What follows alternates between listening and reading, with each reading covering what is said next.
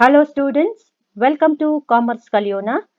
ಇವತ್ತು ನಾವು second PUC accountancy important topics 100% scoring ಆಗಿರುವಂತ 6 ಮಾರ್ಕ್ಸ್ ಕ್ವಶನ್. ಈ ಟಾಪಿಕ್ಸ್ ವೆರಿ ಈಸಿ ಆಗಿದೆ ಮಕ್ಕಳೇ, ಹಾಗೆ ಜಾಸ್ತಿಯಾಗಿ ರಿಪೀಟೆಡ್ ಆಗಿ ಬರುವಂತ ಕ್ವಶನ್ ಆಗಿದೆ. ಇದನ್ನು ನೀವು ಪ್ರಿಪೇರ್ ಆದ್ರೆ, ಈ ಎಲ್ಲಾ ಟಾಪಿಕ್ಸ್ ಅನ್ನು ನೀವು ಪ್ರಿಪೇರ್ ಆದ್ರೆ ನಿಮ್ಗೆ ಏನ್ ಮಾಡ್ಬೋದು, 6 ಮಾರ್ಕ್ಸ್ ಕ್ವಶನ್ ಅನ್ನು ಎಲ್ಲವನ್ನು ಕೂಡ ಈಸಿಯಾಗಿ ಅಟೆಂಡ್ ಮಾಡ್ಲಿಕ್ಕೆ ಆಗುವಂತದ್ದು. Students, if you are prepare these topics properly, you can easily score more than 18 marks ಅಲ್ವಾ. So don't skip this video. First ನಾವು ನೋಡೋಣ ಯಾವುದೆಲ್ಲ ಟಾಪಿಕ್ಸ್ ಅನ್ನು ನಾನು ಇವತ್ತು ನಿಮಗೆ ಹೇಳಲಿಕ್ಕೆ ಇಷ್ಟಪಡ್ತೇನೆ.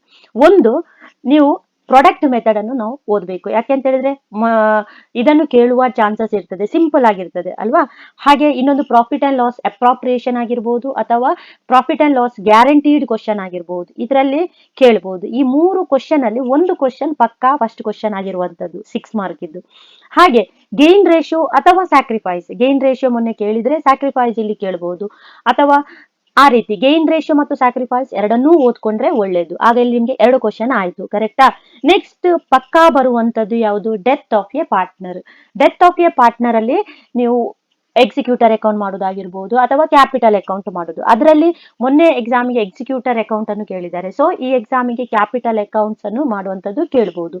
ಸೊ ಈ 3 ಟಾಪಿಕ್ಸ್ ಅನ್ನು ನೀವೇನ್ ಮಾಡ್ಬೇಕು, ಸರಿಯಾಗಿ ನೀವು ಕಲ್ತುಕೊಂಡು ಹೋದ್ರೆ ನಿಮ್ಗೆ 6 ಮಾರ್ಕ್ ಅಲ್ಲಿ ಔಟ್ ಆಫ್ ಔಟ್ ತೆಗಿಬಹುದು. ಕ್ಲಿಯರ್. ಸೊ ನಾವೀಗ ಫಸ್ಟ್ ನಾವು ನೋಡೋಣ ಪ್ರಾಡಕ್ಟ್ ಮೆಥಡ್ ಅನ್ನು ಹೇಗೆ ಮಾಡುದಂತ. ಇಲ್ಲಿ ಕೊಟ್ಟಿದ್ದಾರೆ ಮಕ್ಕಳೇ, ಭಾವನ ಅಂಡ್ ಕವನ. ಇದೆಲ್ಲವೂ ಕೂಡ ನಾನು ಮೋಡಲ್ ಕ್ವಶನ್ ಪೇಪರ್ ಇಂದಾನೆ ತಕೊಂಡದ್ದು. ಯಾಕೆಂತ ಹೇಳಿದ್ರೆ ಮೋಡಲ್ ಕ್ವಶನ್ ಪೇಪರ್ ಅನ್ನು ನೀವು ತರೋ ಆಗಿ ಕಲ್ತ್ರೆ ನಿಮ್ಗೆ ಯಾವುದೇ ಪ್ರಾಬ್ಲಮ್ಸ್ ಇಲ್ಲ ಮಕ್ಕಳೇ. ಯಾಕೆಂತ ಹೇಳಿದ್ರೆ ಅದರಿಂದನೇ ಹೈಯೆಸ್ಟ್ ಕ್ವಶನ್ಸ್ ಅನ್ನು ಅದಕ್ಕೆ ರಿಲೇಟೆಡ್ ಆಗಿರುವಂತಹ ಕ್ವಶನ್ಸ್ ಅನ್ನು ಕೇಳುವ ಚಾನ್ಸಸ್ ಜಾಸ್ತಿ ಆಗಿದೆ. ಸೊ ನಾನು ಅದಕ್ಕೋಸ್ಕರ ಮೋಡಲ್ ಕ್ವಶನ್ ಪೇಪರ್ ಅನ್ನೇ ನಾನು ನಿಮ್ಗೆ ಇವತ್ತು ಎಕ್ಸ್ಪ್ಲೇನ್ ಮಾಡ್ತಾ ಇದ್ದೇನೆ. ಫಸ್ಟ್ ಕ್ವಶನ್ ಏನ್ ಹೇಳಿದ್ದಾರೆ, Bhavana and Kavana are partners, firm sharing losses in the ratio of 2:1, old ratio. Kavana withdrew the following accounts during 2024 and 25.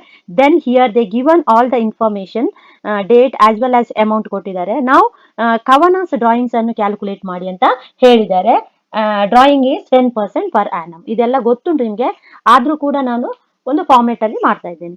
First ಏನ್ ಮಾಡ್ಬೇಕು, calculation of interest on drawings ಅಂತ ಬರಿಬೇಕು. For the year ending 31st March 2025 ಕೊಟ್ಟಿದ್ದಾರೆ.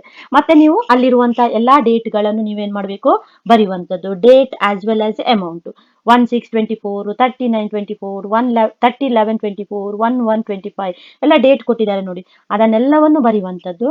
ಹಾಗೆ ಅಲ್ಲಿ ಕೊಟ್ಟಂತ amount ಅನ್ನು ಕೂಡ ಬರೆಯುವಂತದ್ದು. ಈಗ ನಾವು ಔಟ್ಸ್ಟ್ಯಾಂಡಿಂಗ್ ಮಂತ್ ಅನ್ನು ಹೇಗೆ ಮಾಡುವಂತದ್ದು, ಆಲ್ವೇಸ್ ರಿಮೆಂಬರ್ ಸ್ಟೂಡೆಂಟ್, ಏನು 30 ಆರ್ 31st ಕೊಟ್ರೆ ಆ ಮಂತ್ ಅನ್ನು ನೀವೇನ್ ಮಾಡ್ಬೇಕು, ತಕೊಳ್ಳಿಕ್ಕಿಲ್ಲ, ಎಕ್ಸ್ಕ್ಲೂಡ್ ಮಾಡಬೇಕು. ಹಾಗೆ 1 ಅಂತ ಕೊಟ್ರೆ ಅದನ್ನು ಇನ್ಕ್ಲೂಡ್ ಮಾಡಬೇಕು. ಆಯ್ತಾ. ಈಗ ನಮ್ಮ ಇಯರ್ ಎಂಡೆಡ್ ಯಾವಾಗ ಅಂತ ಇರ್ತದೆ, 31st March 2025. ಅಲ್ಲಿವರೆಗೆ ಎಕ್ಸ್ಕ್ಲೂಡ್ ಅಥವಾ ಇನ್ಕ್ಲೂಡ್ ಮಾಡುವಂತ. ನೀವು ನೋಡಿ 1 ಅಂತ ಕೊಟ್ಟಿದ್ದಾರೆ ಡೇಟ್, ಕರೆಕ್ಟಾ. 1/6/24 ಅಂತ ಕೊಟ್ಟಿದ್ದಾರೆ. ಅಂದ್ರೆ ಏನು, ಆ ಮಂತ್ ಅನ್ನು ಇನ್ಕ್ಲೂಡ್ ಮಾಡ್ಬೇಕಂತ ಹೇಳಿದ್ದಾನೆ. ಆಗ 6, 7, 8, 9, 10, 11, 12, 1, 2, 3 ಎಷ್ಟು ಮಂತ್ ಆಯ್ತು, ಹಾಗಾದ್ರೆ 10 ಮಂತ್ ಆಯ್ತು ಅಲ್ವಾ. ಹಾಗೆ 39 ಅಂತ ಹೇಳಿದ್ರೆ 6 ಮಂತ್ ಆಯ್ತು. 30/11 ಅಂತ ಹೇಳಿದ್ರೆ 30 ಅಂತ 31st ಕೊಟ್ರೆ ಅದನ್ನ ಏನ್ ಮಾಡ್ಬೇಕು, ಎಕ್ಸ್ಕ್ಲೂಡ್ ಮಾಡ್ಬೇಕಂತ ಹೇಳಿದ್ದೇನೆ. 12, 1, 2, 3 ಹಾಗಾದ್ರೆ ಏನಾಯ್ತು, 4 ಮಂತ್ ಆಯ್ತು, ಅಂತ 3 ಮಂತ್ಸ್ ಆಯ್ತು ಅಲ್ವಾ.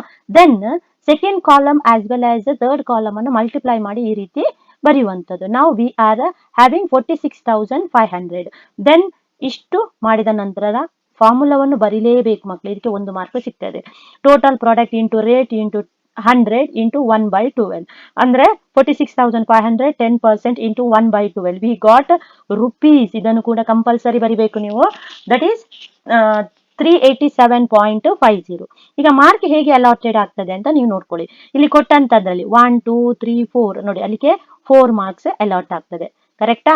ನೆಕ್ಸ್ಟ್ 1 ಮಾರ್ಕ್ ಫಾರ್ಮುಲಾ ಬರ್ದದ್ದಕ್ಕೆ ಅಲಾಟ್ ಆಗ್ತದೆ. ಆನಂತರ ಆನ್ಸರ್ ಮಾಡಿದ್ದಕ್ಕೆ ಇಕ್ವೇಶನ್ ಮಾಡಿ ಟೋಟಲ್ 6 ಮಾರ್ಕ್ಸ್ ನಿಮಗೆ ಬರುವಂತದ್ದು. ಕ್ಲಿಯರ್. ಸೊ ಈ ರೀತಿಯಾಗಿ ನಾವು ಪ್ರಾಡಕ್ಟ್ ಮೆಥಡ್ ಅನ್ನು ಮಾಡ್ತೇವೆ.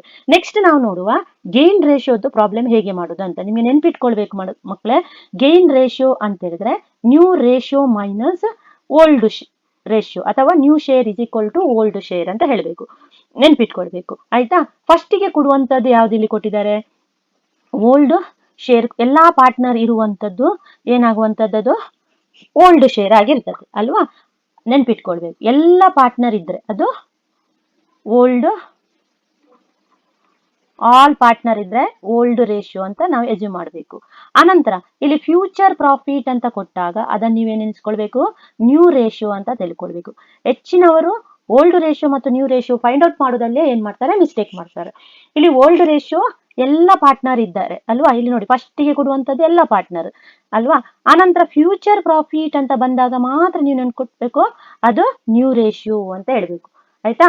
ನಾವು ನ್ಯೂ ರೇಷಿಯೋ ಎಷ್ಟುಂಟು ಇಲ್ಲಿ, 3/5 and 2/5 ಆಯ್ತಾ. ಇದು ನ್ಯೂ ರೇಷಿಯೋ ಮಾಡ್ಲಿಕ್ಕೆ ಗೊತ್ತುಂಟಲ್ಲ ಹೇಗೆ, 3 + 2 ಮಾಡಿದಾಗ ನಮ್ಗೆ 5 ಬಂತು ಟೋಟಲ್, 3/5 and 2/5. ಓಲ್ಡ್ ರೇಷಿಯೋ ಎಷ್ಟು ಏನ್ ಹೇಳಿದ್ದಾರೆ, 5/10, 3/10, 2/10 ಈ ರೀತಿ ಅಲ್ವಾ. ನೆಕ್ಸ್ಟ್ ನೀವು ಅಪ್ಲೈ ಮಾಡಿ, 3/5 - 5/10 ಎಷ್ಟಾಯ್ತು ನೋಡಿ, 3/5 and 5/10 ಎಲ್ಲಿ ಹೇಳಿರ್ತಾರೆ. ಕ್ಯಾಲ್ಕುಲೇಟ್ ಯಾರ್ದು, ಗೀತಾ ಅಂಡ್ ಸಂಗೀತ. ಹಾಗಾದ್ರೆ ಯಾರು ರಿಟೈರ್ಡ್ ಆಗಿದ್ದಾರೆ ಇಲ್ಲಿ, ಲತಾ ರಿಟೈರ್ಡ್ ಆಗಿದ್ದಾರೆ ಅಲ್ವಾ. ನಾವು 5 ಲತಾ ರಿಟೈರ್ಡ್ ಆಗಿದ್ದಾರೆ, ಆಗ ಇದು ಮಾತ್ರ ತಕೊಳ್ಬೇಕು. 5/10, 3/5 and 5/10. ಈಗ ಡಿನಾಮಿನೇಟರ್ ಈಸ್ ಈಕ್ವಲ್ ಮಾಡ್ಬೇಕು ನೋಡಿ, ಡಿನಾಮಿನೇಟರ್ ಅಂತ ಹೇಳಿದ್ರೆ ಕೆಳಗಿರುವಂತದ್ದು ಇದು, ಅದು ಈಕ್ವಲ್ ಆಗಿರ್ಬೇಕು. ಆಗ ನಮ್ಗೆ ಇಲ್ಲಿ 5 ಉಂಟು 10 ಉಂಟು, ನಿಮ್ಗೆ ಗೊತ್ತಾಗದಿದ್ರೆ ನೀವೇನ್ ಮಾಡ್ಬೇಕು, ಒಂದೇ ಟೇಬಲ್ ಅಲ್ಲಿ ಆ ಟೇಬಲ್ ಹೋಗ್ತದ ಅಂತ ನೋಡ್ಬೇಕು, ಆ ನಂಬರ್ಸ್ ಹೋಗ್ತದ ಅಂತ ನೋಡ್ಬೇಕು. ಈಗ 5 and 10 ಯಾವ ಟೇಬಲ್ ಅಲ್ಲಿ ಹೋಗ್ತದೆ, 5 ಅಲ್ಲಿ ಹೋಗ್ತದೆ, ಕರೆಕ್ಟಾ. ಆಗ which is the biggest number year, that is 10. 10 ಅನ್ನು ಡಿನಾಮಿನೇಟರ್ ಆಗಿ ತಗೊಳ್ಳುವಂಥದ್ದು. ನೆಕ್ಸ್ಟ್ ಮಲ್ಟಿಪ್ಲೈ, ಈಗ ನಿಮ್ಗೆ 10 ಬರ್ಬೇಕಾದ್ರೆ ಇಲ್ಲಿ ಎಷ್ಟು, 2 ಅಲ್ಲಿ ಮಲ್ಟಿಪ್ಲೈ ಮಾಡಬೇಕು ಅಲ್ವಾ. ಇಲ್ಲಿ 1 ಇಂದ ಮಲ್ಟಿಪ್ಲೈ ಮಾಡಬೇಕು, ಯಾಕಂತ ಹೇಳಿದ್ರೆ ಡಿನಾಮಿನೇಟರ್ ಸೇಮ್ ಉಂಟು. ಆಗ 3 2s 6, 5 1s 5 ಈ ರೀತಿ ಬಂತು. ನೆಕ್ಸ್ಟ್ ಸಂಗೀತ ಅದೇ ರೀತಿಯಾಗಿ ಮಾಡುದು, 2/5 and 2/10. ಈಗ ಡಿನಾಮಿನೇಟರ್ ಆಲ್ರೆಡಿ ವಿ ಗಾಟ್ 10 ಅಲ್ವಾ.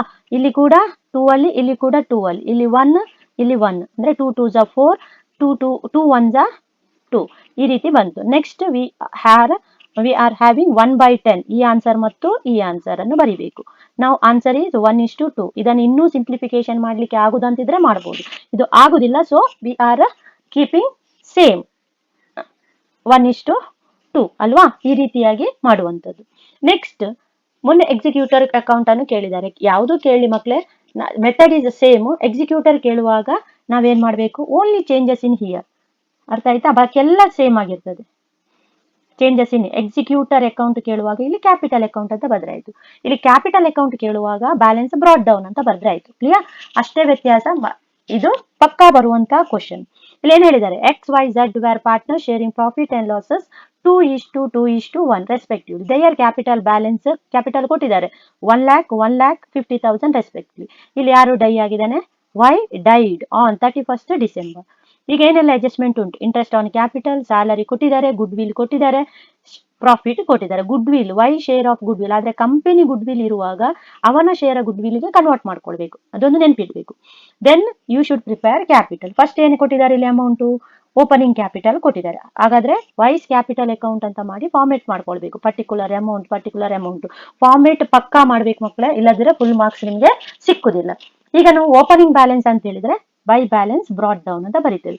ನೆಕ್ಸ್ಟ್ ನಾವು ಅಡ್ಜಸ್ಟ್ಮೆಂಟ್ ಗೆ ಹೋಗುದು, ಇಂಟ್ರೆಸ್ಟ್ ಆನ್ ಕ್ಯಾಪಿಟಲ್. ಈಗ ಕ್ಯಾಪಿಟಲ್ ಎಷ್ಟು ಬಂತು ನಮ್ಗೆ, 1 lakh rupees ಇಂಟು ಅಲ್ಲಿ ರೇಟ್ ಕೊಟ್ಟಿದ್ದಾರೆ 10% ಪರ್ ಆ್ಯನಮ್, ವರ್ಷಕ್ಕೆ. ಹಾಗಾದ್ರೆ ಅವನು ಇಡೀ ವರ್ಷ ಬದುಕಲಿಲ್ಲ ಅಲ್ವಾ, 31st ಡಿಸೆಂಬರ್ ವರೆಗೆ ಮಾತ್ರ ಬದುಕಿದ್ದಾನೆ. ಹಾಗಾದ್ರೆ ನಮ್ಮ ಇಯರ್ ಇದು 1st ಏಪ್ರಿಲ್ 2024 ಇಂದ 31st ಡಿಸೆಂಬರ್ ಎಷ್ಟು ವರೆಗೆ ಇದ್ದಾನೆ, 24 ವರೆಗೆ ಇದ್ದಾನೆ. ಅಂದ್ರೆ how many months, April May June July August September October November December. ಅಂದ್ರೆ 1st ಏಪ್ರಿಲ್ ಇಂದ 24 ಇಂದ 31st ಡಿಸೆಂಬರ್ 24 ನವರೆಗೆ ಹೌ ಮೆನಿ ಮಂತ್ಸ್ ಬದುಕಿದ್ದವನು, 9 ಮಂತ್ ಇದ್ದ ಅಲ್ವಾ. ಆದ್ರೆ ಇಲ್ಲಿ ಏನ್ ಹೇಳಿದ್ದಾರೆ, ಪರ್ ಆ್ಯನಮ್, ವರ್ಷಕ್ಕೆ ಅಂತ ಹೇಳಿದ್ದಾರೆ. ನಮ್ಗೆ ವರ್ಷ ಬೇಡ, ಎಲ್ಲಿವರೆಗೆ ಬದುಕಿದ್ದಾನೆ ಅಲ್ಲಿವರೆಗೆ ಮಾತ್ರ. 9/12 ಮಾಡಿ ಇಷ್ಟ ಆನ್ಸರ್ ಬರ್ತದೆ. Next all the adjustment you should write in credit side, ಆಯ್ತಾ, ಎಕ್ಸೆಪ್ಟ್ ಏನು ಎಕ್ಸಿಕ್ಯೂಟರ್ ಅಕೌಂಟ್ ಎಲ್ಲಾ ಅಡ್ಜಸ್ಟ್ಮೆಂಟ್ ಅನ್ನು ಈ ಕಡೆ ಬರೀದು ನೆನಪಿರ್ಲಿ. ಸ್ಯಾಲರಿ 3000 ಪರ್ ಮಂತ್ ಅಂತ ಹೇಳಿದ್ದಾರೆ. ಪರ್ ಮಂತ್ ಹೇಳಿದ್ರೆ ಇಂಟು ಮಾಡ್ಕೊಳ್ಳುವಂಥದ್ದು 3000 ಇಂಟು 9 ಡಿವೈಡ್ ಅಲ್ಲ into. Next wise share of good will ಬರೀರಿ. ಗುಡ್ ವಿಲ್ ಅನ್ನು ನಾವು ಯಾವತ್ತು ರಿಮೈನಿಂಗ್ ಪಾರ್ಟ್ನರ್ಗೆ ಹಾಕುವಂಥದ್ದು. ರಿಮೈನಿಂಗ್ ಪಾರ್ಟ್ನರ್ ಯಾಕೆ ಅಂತ ಹೇಳಿದ್ರೆ ಅಕೌಂಟಿಂಗ್ ಸ್ಟ್ಯಾಂಡರ್ಡ್ 26 ನ ಪ್ರಕಾರ ಗುಡ್ ವಿಲ್ ಬ್ಯಾಲೆನ್ಸ್ ಶೀಟ್ ಅಲ್ಲಿ ಬರ್ಲಿಕ್ಕಿಲ್ಲ ಅಂತ ಹೇಳಿದ್ದಾರೆ. ಆಯ್ತಾ, ಬ್ಯಾಲೆನ್ಸ್ ಶೀಟ್ ಅಲ್ಲಿ ಬರ್ಲಿಕ್ಕಿಲ್ಲ ಅಂತ. ಅದಕ್ಕೋಸ್ಕರ ನಾವೇನ್ ಮಾಡ್ಬೇಕು, ಗುಡ್ ವಿಲ್ ಅನ್ನು ಇಲ್ಲೇ ನಾವು ಮಾಡುವಂಥದ್ದು. ಸೊ ಗುಡ್ ವಿಲ್ ಹೇಗೆ ಟ್ರೀಟ್ಮೆಂಟ್ ಮಾಡೋದು ಹೇಳಿದ್ದಾರೆ ನಾವು. ಟೋಟಲ್ ಗುಡ್ ವಿಲ್ 45,000 ಅಂತ ಹೇಳಿದ್ದಾರೆ ಅಲ್ವಾ. ಅದರಲ್ಲಿ ಇವನ ಶೇರ್ ಅನ್ನು ತೆಗೆಯುವುದು. ಇವನ ಶೇರ್ ಅಂತ ಹೇಳಿದ್ರೆ ಯಾವ್ದಿಲ್ಲಿ 2:2:1 ಅಂದ್ರೆ ಇವನ ಶೇರ್ 2 ಮಿಡ್ಲ್ ಪರ್ಸನ್ ಅಲ್ವಾ. 2/5 ಅಂತ ಉಂಟು, ಅದನ್ನು ತೆಗೀರಿ. ಈ 18,000 ಅನ್ನು 2/3 ಮತ್ತು 1/3 ಇನ್ನೆಷ್ಟು ಉಳಿತು ನಮ್ಗೆ 2:2:1 ಅಂತ ಹೇಳಿದ್ರೆ ಇವಾಗ ಹೋದ ಅಂತ ಹೇಳಿದ್ರೆ 2:1 ಉಂಟು ಅಲ್ವಾ. This is the gain ratio. ಈ ಗೇನ್ ರೇಷಿಯೋದಲ್ಲಿ ನೀವು ಡಿಸ್ಟ್ರಿಬ್ಯೂಟ್ ಮಾಡಬೇಕು. 2/3 and 1/3 ಎಷ್ಟು ಸಿಕ್ಕಿತು 12,000 and 6,000. Take this amount here. X's capital 12,000, ಝಡ್ಸ್ ಕ್ಯಾಪಿಟಲ್ 6,000. ಆಯ್ತಾ. ನೆಕ್ಸ್ಟ್ ಏನ್ ಹೇಳಿದ್ದಾರೆ, Y share of profit up to the date of death on the basis of previous year profit. Previous year profit ಕೊಟ್ಟಿದ್ದಾರೆ, ಆಗ ಎಲ್ಲರಿದ್ರು ಅಲ್ವಾ. ಹಾಗಾದ್ರೆ ಏನಾಗ್ತದೆ, ನಾವು ಅದನ್ನು ಕನ್ವರ್ಟ್ ಮಾಡ್ಕೊಳ್ಬೇಕು ಅವನ ಶೇರಿಗೆ. 60,000 ಇಂಟು 2 ಶೇರ್, ಅವನ ಶೇರ್ ಆಯ್ತು. ಅವನು ಎಲ್ಲಿಯವರೆಗೆ ಬದುಕಿದ್ದಾನೆ 9/12. ಈ ರೀತಿ ಮಾಡಿ 18,000 ಬರ್ತದೆ. ಟೋಟಲ್ ಮಾಡಿ credit side always greater than debit. Entire amount transfer to wise executors ಅಕೌಂಟ್ಗೆ ಟ್ರಾನ್ಸ್ಫರ್ ಮಾಡಬೇಕು. ಕ್ಲಿಯರ್. ನಾವು ಎಷ್ಟು ಬರ್ತದೆ ಇಲ್ಲಿ 1,70,500. ನಾವು credit is equal to debit ಅಲ್ವಾ. ಈ ರೀತಿಯಾಗಿ ಕ್ಯಾಪಿಟಲ್ ಅಕೌಂಟ್ ಮಾಡುವಂಥದ್ದು. ನೆಕ್ಸ್ಟ್ ನಾವು ಸಿಂಪಲ್ ಅಪ್ರಾಪ್ರಿಯೇಷನ್ ಅಕೌಂಟ್ ಅನ್ನು ಮಾಡುವಂಥದ್ದು. ಅದು ಕೇಳುವ ಅಪ್ರಾಪ್ರಿಯೇಷನ್ ಅಂತ ಹೇಳಿದ್ರೆ ಎರಡೆರಡು ಉಂಟು, ಒಂದು ಗ್ಯಾರಂಟಿಡ್ ಉಂಟು, ಒಂದು ಸಿಂಪಲ್ ಉಂಟು. ಆಯ್ತಾ, ಇದನ್ನು ಕೇಳುವ ಚಾನ್ಸಸ್ ಕೂಡ ಇದೆ. ಇಷ್ಟನ್ನು ನೀವು ಓದಿಕೊಂಡು ಹೋಗಿ ಮಕ್ಕಳೇ, ನಿಮ್ಗೆ ಔಟ್ ಆಫ್ ಔಟ್ ಖಂಡಿತ 6 marks ಅಲ್ಲಿ. Ravi and Kiran R partners, commenced business on 1/4/2024, sharing profit and losses 3:2. The capital 1 lakh and 1,50,000 and 1 lakh. ಕರೆಕ್ಟಾ. ಈ ರೀತಿ ಅದೇ earned the profit 50,000. ಇಲ್ಲಿ ಏನಂತ ಹೇಳಿದ್ರೆ ಉಲ್ಟಾ ಮಕ್ಳು, ಏನ್ ಗೊತ್ತಾ, ಆಲ್ ದ ಎರಡೇ ಐಟಮ್ ಅನ್ನು ನೀವು ಇಲ್ಲಿ ಏನ್ ಮಾಡ್ಬೇಕು, ಕ್ರೆಡಿಟ್ ಸೈಡ್ ಅಲ್ಲಿ ತಗೊಳ್ಬೇಕು. ಒಂದು ಪ್ರಾಫಿಟ್ ಅಂಡ್ ಲಾಸ್ ಅಕೌಂಟ್ ಮತ್ತು ಇಂಟ್ರೆಸ್ಟ್ ಆನ್ ಡ್ರಾಯಿಂಗ್. ಮತ್ತೆ ಏನ್ ಬಂದ್ರು ಕೂಡ ಡೆಬಿಟ್ಗೆ ತಗೊಳ್ಬೇಕು. ಆಯ್ತಾ. ಈಗ ಏನು ಬರೀಬೇಕು, ಪ್ರಾಫಿಟ್ ಕೊಟ್ಟಿದ್ದಾರೆ 50,000, ಅದನ್ನ ನಾವು ಬರಿಬೇಕು by profit and loss account ಅಂತ, ನೆಟ್ ಪ್ರಾಫಿಟ್ ಅಂತ ಬರಿಬೇಕು. ನೆಕ್ಸ್ಟ್ ಏನ್ ಕೊಟ್ಟಿದ್ದಾರೆ ಇಲ್ಲಿ, ಇಂಟ್ರೆಸ್ಟ್ ಆನ್ ಕ್ಯಾಪಿಟಲ್. ಎಲ್ಲ ಅಡ್ಜಸ್ಟ್ಮೆಂಟ್ ಇಲ್ಲಿ ಕ್ಯಾಪಿಟಲ್ ಎಲ್ಲರ ಈಚ್ ಕ್ಯಾಪಿಟಲ್ ಕೊಟ್ಟಿದ್ದಾರೆ 1,50,000 and 1 lakh. ಅದರ ಮೇಲೆ ಮಾಡುವಂಥದ್ದು 1,50,000 ಮತ್ತು 1 lakh. ಅದರ ಮೇಲೆ ಎಷ್ಟು ಪರ್ಸೆಂಟ್ ಹೇಳಿದ್ದಾರೆ ಅಲ್ಲಿ ನೋಡ್ಕೊಳ್ಳಿ, ದಟ್ ಈಸ್ 10%. 10% ಈಚ್ ಮಾಡ್ಕೊಳ್ಬೇಕು ಇಂಟು 10%. ಅಂದ್ರೆ ಎಷ್ಟಾಯ್ತು 15,000, 10,000, total 25,000. Clear. Then interest on drawings ಎಲ್ಲಿ ಬರಬೇಕಂತ ಹೇಳಿದಾನೆ, ಈ ಕಡೆ. ಆಯ್ತಾ. ಓನ್ಲಿ ಇಂಟ್ರೆಸ್ಟ್ ಆನ್ ಡ್ರಾಯಿಂಗ್ಸ್ ತಗೊಳ್ಬೇಕು, ಖಾಲಿ ಡ್ರಾಯಿಂಗ್ಸ್ ಕೊಟ್ರೆ ತಕೊಳ್ಳಿಕ್ಕೆ ಇಲ್ಲ. ಆಯ್ತಾ. 4,000 and 2,000 ಇಲ್ಲಿ ತಕೊಳ್ಳಿ ನೋಡಿ, 6,000. ಕ್ಲಿಯರ್. ನೆಕ್ಸ್ಟ್ ಕಮಿಷನ್ ಪೇಬಲ್ ಏನ್ ಹೇಳಿದ್ದಾರೆ, ಅದು expenses. Commission payable 3,000 per annum ಅಂತ ಹೇಳಿದ್ರು. ಇಲ್ಲೆಲ್ಲ ಇರುವ ಆನ್ಸರ್ ಎಲ್ಲವನ್ನು ನೀವು ಪರ್ ಆನಮ್ಗೆ ಕನ್ವರ್ಟ್ ಮಾಡ್ಕೊಳ್ಬೇಕು. Salary payable to Kiran per annum, per month ಇದ್ರೆ ಇಂಟು 12 ಮಾಡ್ಕೊಳ್ಬೇಕು. ಆಯ್ತಾ. 3,000 ಇಂಟು 12 ಅಂತ ಮಾಡ್ತೇವೆ, ಯಾಕೆ ಅದು ಪರ್ ಮಂತ್ ಇದೆ, ಇಲ್ಲಿ ಪರ್ ಆನಮೇ ಉಂಟು. ಸೊ ನಮ್ಗೆ ಏನ್ ಪ್ರಾಬ್ಲಮ್ ಇಲ್ಲ, 3,000 ಮತ್ತು 8,000 ಆಸ್ ಇಟ್ ಈಸ್ ಬರೀಬೇಕು. ನಾವು ಫೈಂಡ್ ಔಟ್ ಟೋಟಲ್.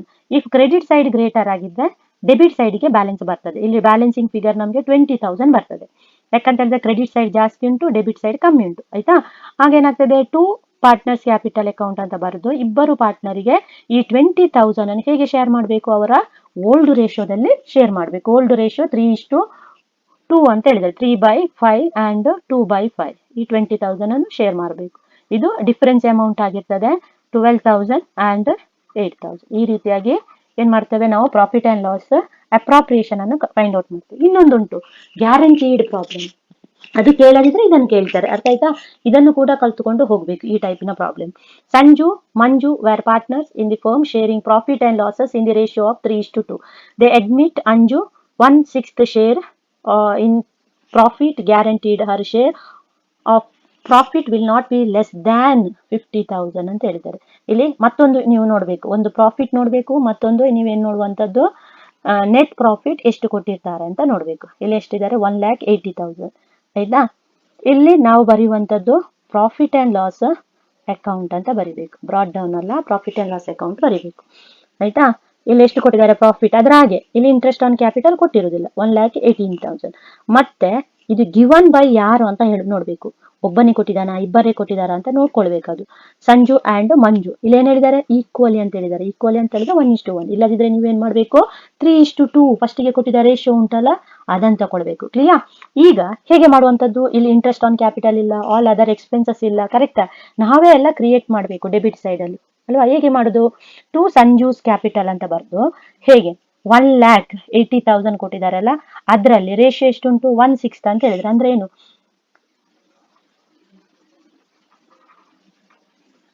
3:2:1. ಆಗ ಎಷ್ಟಾಗ್ತದೆ, ಇವನ ಶೇರ್ 1/6, ಇವನ ಶೇರ್ 2/6, ಇವನ ಶೇರ್ 3/6. ಆಯ್ತಾ? ಈ ಶೇರ್ ಅನ್ನು ಆಡ್ ಮಾಡ್ಕೊಳ್ಬೇಕು.